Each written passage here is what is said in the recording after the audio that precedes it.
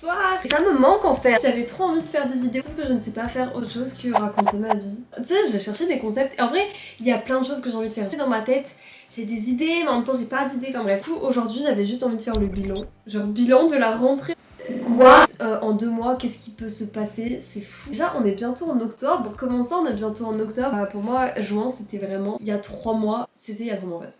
Vraiment, juin, c'était hier. C'est fou, j'ai envie de faire un bilan parce que je vais mieux et j'avais envie de vous donner mes conseils. Je suis pas une coach de développement personnel, je suis juste une personne avec des expériences. Du coup, depuis 2 ans, ça a été compliqué pour moi. Mentalement, c'était assez compliqué. Si vous voulez comprendre, vous avez qu'à regarder la petite vidéo dans le petit i. Je ne sais pas de quel côté c'est. 2 ans où c'était compliqué et honnêtement, je pensais pas que je pouvais un jour pouvoir dire ouais, t'inquiète, je vais mieux. Aller mieux, ça veut pas dire aller bien tout le temps. Qu'on se mette d'accord.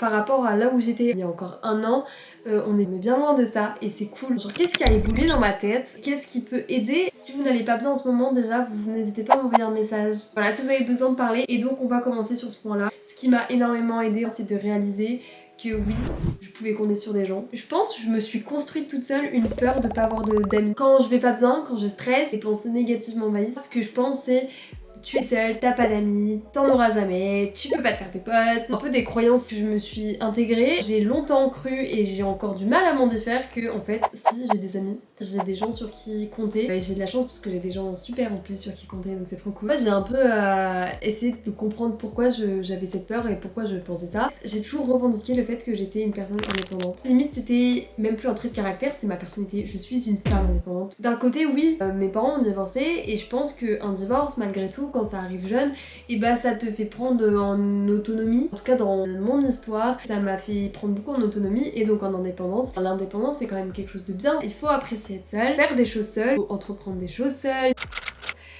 Inconsciemment, je me suis construite sur ça en mode Blandine, t'es indépendante, tu peux y arriver seule, tu n'as pas besoin de l'aide des autres. Au moment où bah ça allait pas, je me suis dit vas-y, tu peux y arriver seule. Ça a fait que je me suis enfermée et j'en ai pas parlé quand j'allais pas bien. Honnêtement, ce qui m'a fait encore plus couler, c'est de pas en parler. J'ai mis du temps à réaliser, mais il fallait que je parle. En fait, j'avais grave arrêté de me confier que comment veux-tu créer des relations et des amis si tu ne te livres pas en fait. Tout le monde peut compter sur moi, mais moi je comptais sur personne. Forcément qu'il y avait un blocage, que ce que tu attends, c'est aussi ce que tu dois donner. Parler de tes sentiments, de ce que tu ressens, ou même de ce qui se passe un peu dans ta vie, etc. Que ce soit mes parents, que ce soit mes amis, proches, très proches même, et bah j'en parlais pas. Me dire que oui, j'avais le droit de parler de moi, en mode c'était légitime que je parle de moi, et ça m'a aidé en fait, vraiment parce que bah quand tu parles, déjà toi de 1 ça te libère, et de 2 bah il y a un échange. T'as un autre point de vue, t'as une écoute, c'est fou. Qu'est-ce qui peut émaner d'une conversation avec une personne que t'aimes, ou alors juste une personne qui te comprend, ou alors une personne qui te comprend pas? Ça va te frustrer au début, mais après ça va te faire réfléchir et ça va peut-être t'aider en fait. Enfin bref.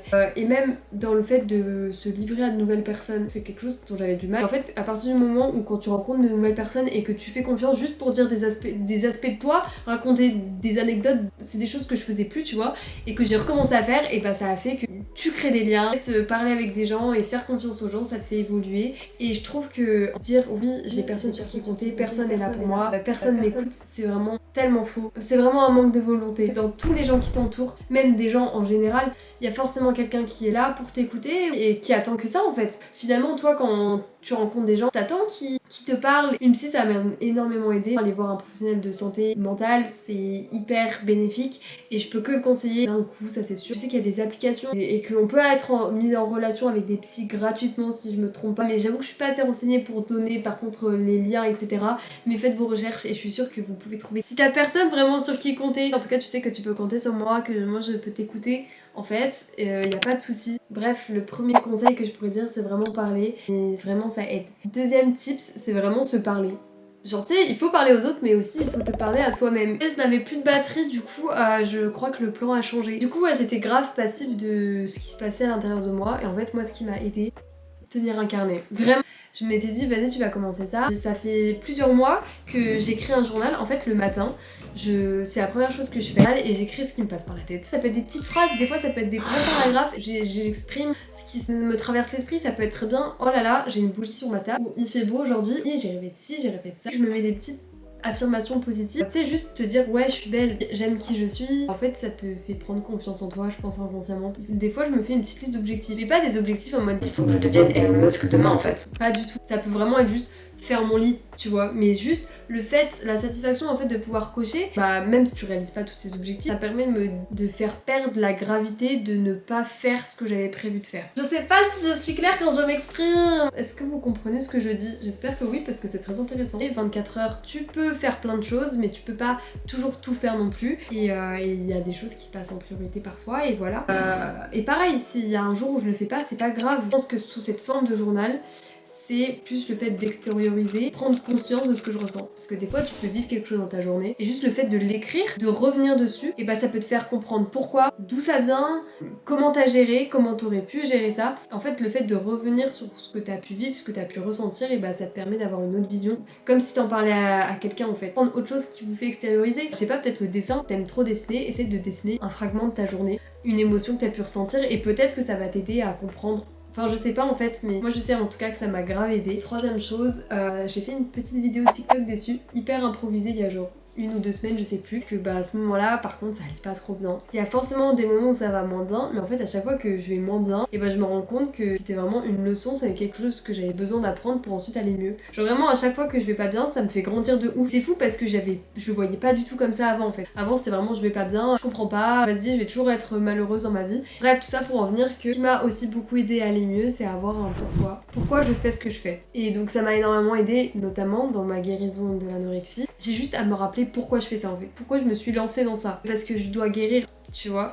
Et c'est pareil pour tout en fait. C'est un peu comme les petits objectifs journaliers dont je parlais. Pourquoi j'ai envie de me lever ce matin? Parce que j'ai envie de faire ci dans ma journée, de voir machin. Pareil, quand t'es pas motivé pour aller en cours, pour travailler, pourquoi tu fais ça? C'est quoi ton objectif?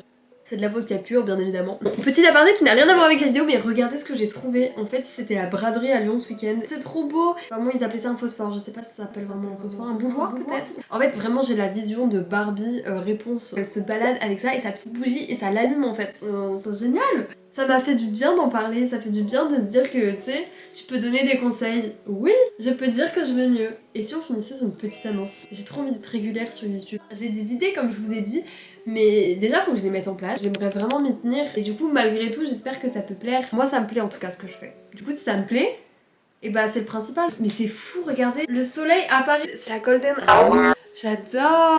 C'est fou comme le soleil ça joue sur les humeurs, par contre ce n'est pas drôle. Il faut vraiment que je vous montre un truc. Voilà, cette vidéo est finie, mais maintenant c'est vraiment juste je raconte ma vie quoi.